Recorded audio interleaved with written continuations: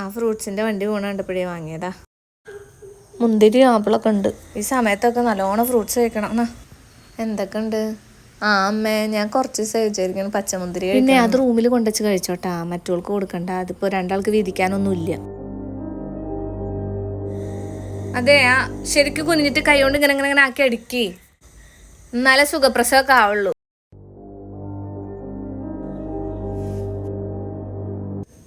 അമ്മ, ഞാൻ വിചാരിക്കണ ഒന്ന് ഡോക്ടറെ അടുത്ത് പോയാലോ? 2 ദിവസമായിട്ട് ഭയങ്കര ക്ഷീണം, വയറൊക്കെ വലിഞ്ഞു മുറുകിയിട്ടേ ഇടയ്ക്ക് അടിവയറൊക്കെ നല്ല വേദന. തൊട്ടേന്ന് ഞൊടിഞ്ഞതിനൊക്കെ ഇങ്ങനെ ഡോക്ടറെ അടുത്തേക്ക് പോവേ? ഇതൊക്കെ ഗർഭിണികളാവുമ്പോൾ പറഞ്ഞിട്ടുള്ള കാര്യങ്ങളാണ് ഇതൊക്കെ. എന്താ എനിക്കൊരു വയ്യായ കണ്ടല്ലോ. ആ അതെ, ഇന്നലെ ശരിക്കും ഒന്നും ഉറങ്ങാൻ പറ്റിയില്ല. എന്തോ ഒരു ഡിസ്റ്റർബൻസ് ഉണ്ടായിരുന്നു. ഡോക്ടറൊന്ന് കാണിക്കാം. എന്നാ ഒന്ന് ബുക്ക് ചെയ്യാം, നമുക്കൊന്ന് പോയി നോക്കാം. ഏട്ടത്തിയമ്മയ്ക്കും വയ്യാന്നല്ലേ പറഞ്ഞ് നമുക്ക് ഒരുമിച്ച് പോവാം. അതിൻ്റെ ആവശ്യമൊന്നുമില്ല, അതൊക്കെ ഇപ്പോൾ സാധാരണയാണ്. അവൾക്കിപ്പോൾ ഡോക്ടറെ അടുത്ത് പോകേണ്ട ആവശ്യമൊന്നുമില്ല. ശരി, എന്നാ ഞങ്ങൾ പോയിട്ട് വരാം. ആ പോയിട്ട് വരും. നിക്കമ്മേ.